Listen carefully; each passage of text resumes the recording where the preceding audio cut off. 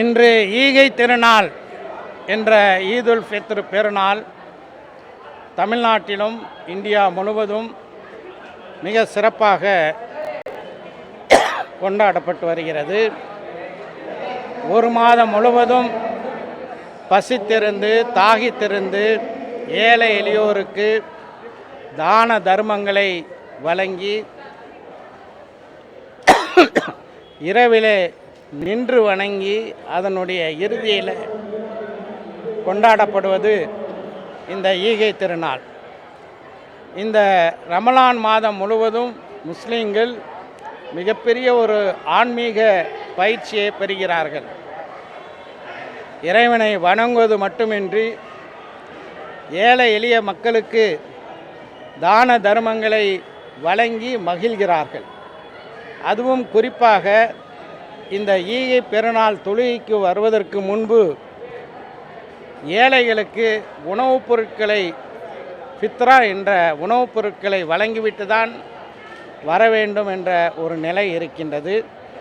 அப்படியான சிறப்பான திருநாள் இன்று. இந்த திருநாளிலே நாட்டிலே சமூக நல்லிணக்கம், மக்களுக்கு மத்தியிலே நல்ல ஒற்றுமை, சமத்துவம் நீடித்து நிலைத்திருப்பதற்கு வல்ல இறைவனை பிரார்த்திக்கின்றோம்.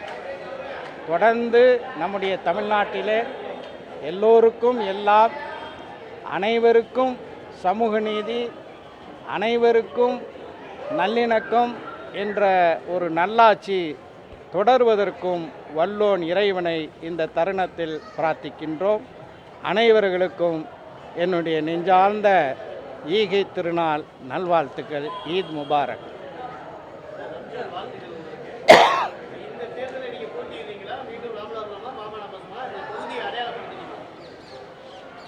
அதாவது தொகுதி 2 என்று உறுதியாக அதற்கு கையொப்பமாகிவிட்டது. எந்த தொகுதி என்பது இதுவரைக்கும் எங்களுக்கு தெரிவிக்கப்படவில்லை. தொகுதி தெரிந்த பிறகு எங்களுடைய தலைமை நிர்வாக குழு கூடி யார் வேட்பாளர்கள் என்பதை அறிவிக்கும்.